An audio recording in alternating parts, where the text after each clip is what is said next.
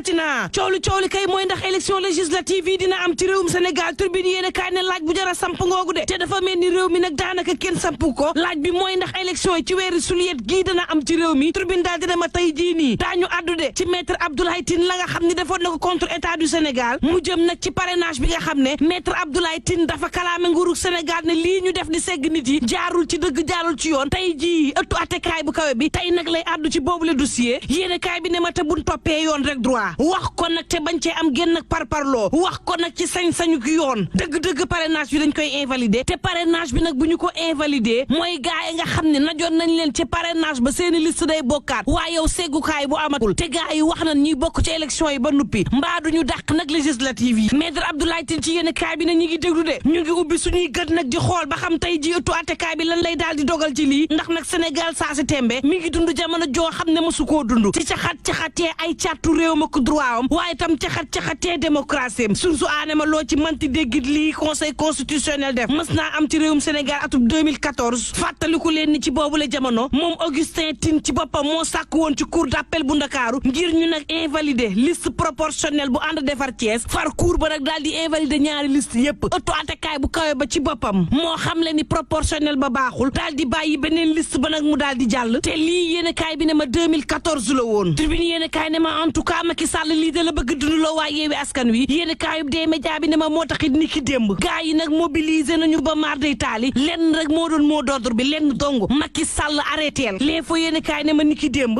am nag signal bu fort boo xam ni waa Yewwi Askan Wi day jébbal nañ ko président Macky Sall direct news ne ma démb mani la place de l'Obélisque dafa ñuul kukku ak i nit gaa yépp nag dem wuy ji waa l'opposition bi yéene kaay bi ne ma Yewwi Askan Wi ak i alliés yu opposition bi ni ki démb daal def nañu démonstration de force sa place de la nation gaa yi nag jori xeer président Macky Sall ba maar day taali kub nguuram Sud Quotidien daal di may xamal ne ay missile kay la gaa yi yëkkati nag daal di koy jor président Macky Sall ni ki démb ci seen manifestation bu rëy boo xam ne amaloon nañ ko Ousmane Sonko daal di xamle ni Sénégal nag dafa nekk ci danger te Macky Sall dong képp kese moo ko daal di waral Barthélémy Dias ne élection yi nag duñu ko amal xalaatuñu ko amal ci réewum Sénégal te Yewwi Askan Wi bokkul ci yile élection ay dëmbooj daal di xamle ci yéene kaay bi ne tey jii nag lii wane na ni Sénégal askanam ñooy dogal Khalifa Babacar Sall daal di koy feelu daal di koy xamal ne suñu liste nationale dafay bokk te Ousmane Sonko mooy suñu tête de liste Macky Sall na ko xamee noonu Déthié Fall daal di xamal président Macky Sall ne ko mu bëgg koog mu bañ ko moo ci am Yewwi Askan Wi day bokk ci les élections te liste yëpp ay jàll ci élections yi tàmbooj ne bu dee président Macky Sall day bëgg na jeexal mandaam bii ci jàmm jeexalee ko ci xel mu dal te ànd kub teey na bàyyi Yewwi Askan Wi bokk ci les élections su ko deful élection du am ci réew mi te musiba dana ko dal moom président Macky Sall direct news daal di dama rassemblement démb bi dey gaa yëpp wuy si opposition bi Barthélémy Dias xupp fa président Macky Sall ba maar day taali Ahmed Aïdara daal di xamle ni rapport de force rek jaayante doole ak président Macky Sall daal fi lañ toll 24 heures yéene kaay daal di may xamal ni àllarbay mer ba futtu la jëmale ci président Macky Sall Moussa Tine moom daal di tuumaal conseil constitutionnel xamle ni saa bu coowu élection amee ci réew mi conseil constitutionnel moo mës a nekk ci ginnaaw nañ xoolaat seen bopp l'exclusive yéene kaay ne ma ni ki démb opposition bi day mobiliser nañu waaye nag menacé nañu ba maar day taali critique yéene kaay ne ma ni ki démb day rassembler nañu waaye nag coow la mooy lan moo ca topp lan la ñuy tënk gars yi dañuy dem ci élection wala lan liste yi dañ koy soppi wala lan le vrai journal ne en tout cas ni ki démb gars yi dañ ne ñu tàmbali nañu seen campagne électorale daal di xamal président Macky Sall ne ko nag na leer ñetteel bi mandat moom da nga koy dégg rek doo ko am ci réew mi quotidien ne ma boobule waxtu gars yi fare nguur gi day neeñu dañuy amalug manifester àllarba ji ñoom it gars yi nag fas yéene ñoom it war seen doole opposition bi 24 heures yéene kaay ne ma bataille bu manipulation bi de moom moo daal di dikkati rek wax nañ fi contre manifestation ni ki démb amul ay opposant yoo xam ne dañu leen jàppee ay nitu fitna boobu it jàllul manifester gi am na ay bus yoo xam ne waroon nañ ñëw Dakar ñu refoulé leen jàllul ndax manifester gi fees na dell ay conférence de presse ay vidéo ay éléments sonores yoo xam ne lu ne wax nañ ko ci ngir daal di gàntal nit yi ñëw nañ ca place de la nation démb ñu ànd ak Macky Sall nag lu ne def nañ ko ngir gàntal nag pexey l'opposition bi réew mi quotidien ne ma beneen gàntal a ngi nii de àllarba ak jàmm waa majorité bi daañu amal ñoom it seen rassemblement l'évidence yéen kaay ne ma ni ki démb nag li leen naqari ci réew mi yëpp la gaa yi nag boole dëxëñ ba ci mbiru góor jigéen yi le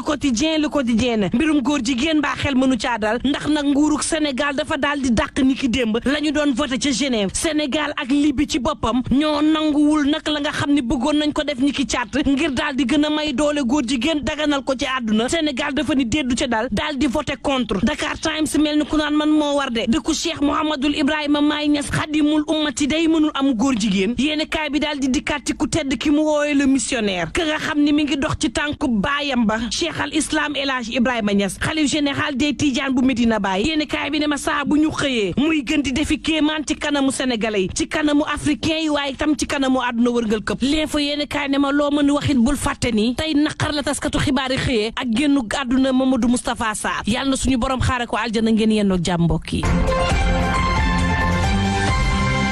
jaajëf Mantoulaye ci bundooy jaajëfal leen bu baax ci teelu bi la jotaay xibaar fii lanu ka ndar keppelaati ñu koy yëkkati ñëwaat ci waat si tali bi Yacine